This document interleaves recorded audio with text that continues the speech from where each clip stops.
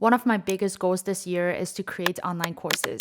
I have had the privilege of working with the LinkedIn Learning teams to create 2 amazing courses, and one of them was a great success with over 20,000 students. So it's kind of a no-brainer for me to share with you guys my honest experience with creating a successful online course and the step-by-step on how you can create one as well. When it comes to picking a topic to teach, there are 3 rules that you should follow.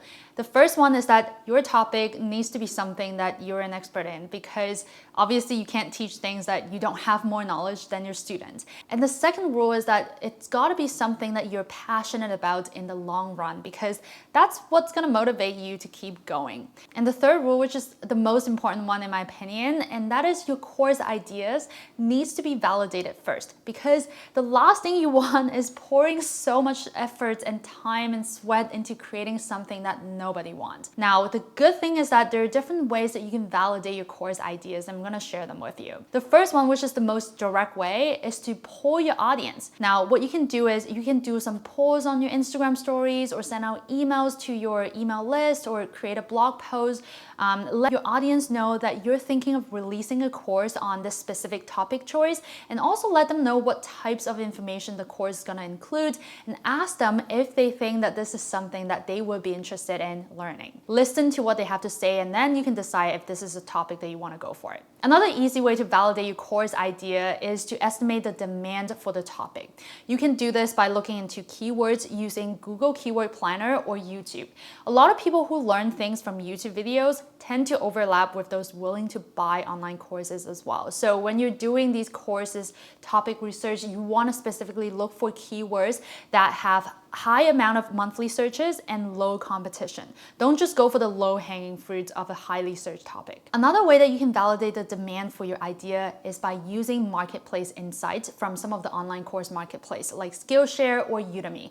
For example, Udemy gives you data around the amount of demand, the number of courses about the topic, median monthly revenue, and top monthly revenue for courses on that topic. So now I want you to pause this video for a second and take a moment to think of something that you're really good at, and it's also a niche that you will be committed to for a long time. And then once you have some ideas in your mind, I want you to use these methods that I just mentioned to validate your ideas. Ready? Let's go. Hey, welcome back. So now that you have an idea for your course, the next thing that you need to do is to create an outline, which is a general plan which structures the information in order for your course. This is something that I've learned a ton from working with the LinkedIn Learning team, and they have a pretty sophisticated system called TOC that allows me to basically plan out not just the course outline in details, but also a lot of things that goes into producing the course. Unfortunately, I can't really share with you what the TOC system looks like because it's confidential, but I can tell you what goes into creating an outline. So the first thing that you need to figure out when coming up with an outline is to figure out the point A and point B for your course. Point A refers to what your students already know about the course subject, and point B refers to the ultimate result or transformation that your students will have after completing your course. Then you're going to fill in this gap with the steps that your learner will need to take in order to get them from point A to point B. Think of it like writing a book. So most books have a beginning, middle, and the end. So think of your point A being the beginning of the book, point B being the end of the book, and then the middle part is chapters and the lessons of your course. So while you're filling the gap or the lessons of your book or your course, make sure that each lesson in your course have a clearly defined learning goal, which is learning objectives and why. For example, one of the lessons in this course is called identifying and organizing content pillars. And the learning goal that I have created for this lesson in particular is this. As you can see, here's the objective and this is the why. So write down the learning goal for each lesson within your course. And if there's a lesson that doesn't have a clear defined goal and there's no purpose behind it, then you shouldn't include it in your course. Then after that, you should also consider planning out additional resources for your course. These could be exercise files, templates, worksheets. For example, for this course, I made a template that the student can download for free to practice the content pillar system that I teach in the course. Last but not least, and this is kind of like a bonus thing, you can create some assessments assessment to help your student test their knowledge. For each one of my courses, I made quizzes like these ones here, and they're super helpful, and I've received some really amazing feedback about them. When it comes to recording your course video, the right gears really make a huge difference, especially audio quality. Like if your audience can't hear you, or if you have a lot of background noise going on, what the hell are you talking about? Your students probably won't stick around for the whole video, let alone finishing your whole course. So I would definitely suggest you to invest in at least an external microphone rather than using the one that's built into your computer. So let me quickly show you this really heavy audio equipment that LinkedIn sent me. This entire system is a beast. It comes in this solid Pelican case, which contains a headset, an audio interface, which allows you to adjust your audio. However, you do not have to get a super fancy audio equipment. And I probably wouldn't have this if I wasn't working with LinkedIn. The truth is, there's so many affordable yet good quality options like these ones right here. So just pick one that fits your budget and just start, because you can always upgrade later on. You might also want to soundproof your environment while you're recording as well. And I have a funny story to show you guys, because I actually don't have an actual studio. So I recorded my first course in a closet of an Airbnb in the Dominican Republic when I was traveling. And this was how I soundproofed it. It was just a bunch of pillows in that little tiny closet. In terms of visuals, you can either record yourself teaching or you can just show the slides. Either way, it's always a good idea to show some visuals instead of just teaching through your voice, because visuals are usually more engaging and memorable than just the voice. Now, there's so many course hosting platforms out there. It could be a little bit hard to decide which platforms to choose from. Your first step is to actually understand the difference between the types of platforms out there.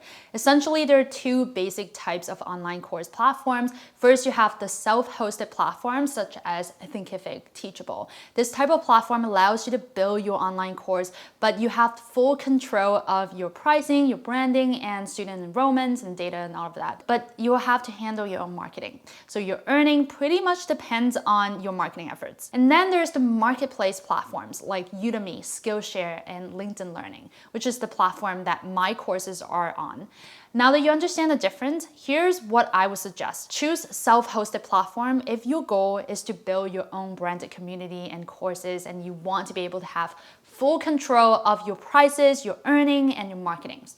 Choose marketplace platform if you want the advantage of being able to access to its already large numbers of pre-existing audience, and you don't want to worry about marketing and promoting your course because the marketplace can pretty much generate a ton of traffic for your course already. As I mentioned, both of my courses are currently hosted on LinkedIn Learning, which is the marketplace platform. Even though LinkedIn makes it so easy to drive traffic to my courses, for example, my first course already has over 10,000 learners after only a couple of months of launching without me doing a ton of marketing or paying for ads. But the downside of hosting on LinkedIn Learning or any other marketplace type of platform is that I have no control over the price or the data of my course. So as you can see, there are pros and cons of each option. So it's entirely up to you to decide what type of platform is best for you depending on your specific business goals and circumstances as a course creator. Let's be real, your course is not gonna sell itself. You gotta do the work to sell a course just like any other offer that you're selling. Even if you're planning to sell your course on a marketplace platform, it doesn't mean that you should go completely hands-off with your marketing, because there's so many other courses on the platform. And so if you want your course to stand out, you need to market it. Marketing itself is a huge topic, and there's so many strategies that you can use, and every strategy deserves a video itself. So hit the subscribe button now, because in this channel, we're all about doing marketing deep dives. But that being said, here are some simple ideas to get you started. The first thing you need to do is to build an audience if you haven't done so already. Not just on social media, but an actual email list. So start collecting emails as early as possible, nurture them, and build trust with your audience along the way. Because ads and social media posts comes and goes in seconds, but you can email your list every week with helpful content that shows your expertise and reliability. For me, I use ConvertKit to do all of my email marketing. So check out this video right here if you want to learn the step-by-step on how to build an email list. And after that, I highly recommend you to give out a sample of your course by either hosting a free masterclass training or providing a limited time access to the course. That way, your potential students will be able to get a sense of all the value that they're getting from your course. Especially if you're trying to sell premium courses, one of the best ways to market it is through webinar. So you funnel the people into a live webinar that is free, and you teach a portion of that course. And at the end of that webinar, that's when you pitch the full course. This is a great idea because you get to learn from the instructor in that live interaction and see if you like this person's vibe or what they're teaching before you invest money. In my case, every time after my courses launch, obviously after some social media posts and email marketing campaigns, I also share this special link that I generate within LinkedIn Learning, which allows people to watch my course for free for 24 hours. And that strategy works really well, and it got so many traffics for my course. Also, make sure you collect social proof. Reviews and testimonials are probably like the most important advocate that you can have for your course, and it can create a sustainable growth engine and help you build trust. So make sure that you have a way to ask your learners for either a written or video testimonial. Then use these testimonials throughout your marketing materials like social media posts, email marketing campaigns, landing page, and etc. If a potential customer sees that you have many great reviews, they're more likely to think that this course is good and sign up themselves. I know it could be intimidating to create and launch your first course. I've been there. The most important thing that you can do as a first-time course creator is that you have to convey trust with your audience. And that's honestly like the key to increasing your credibility. The easiest way to think about this is to think about if you were to buy a course yourself, what are some of the things that you would look for to see if the course is worth investing? For me, I will look at if a course has a trailer, which is a short 60 to 90-second video introducing the instructor, sharing what's in the course. That indicates to me that this course has already been thought out. They're investing money and time to do a trailer, right? I will also look at testimonials, of course, for the course to see if other people also find it valuable. Another thing that I love to see is an outline of the curriculum. Are there any modules on there, lessons, worksheets, like what's actually in the course? And if you want to take this a step further, you can even provide a money-back guarantee kind of policy. Let's say if you are hosting your own course. That will give your potential buyers a peace of mind. So these are just a few that indicate to me that this course is like a legit, credible thing and not just something that you're trying to sell. I'm gonna share a mistake that I made so you don't have to. Here's an actual feedback from a person who have taken my course, and it says, need more detailed visual examples. 3 out of 5 stars. At first when I saw this, I was like, ouch, that hurts. But it's actually such a great feedback, and I really appreciate that. It makes a lot of sense because we human beings learn through examples and experiences, which is where the real learning takes place. So when you guys are creating your course, don't just talk about theories and the how-to.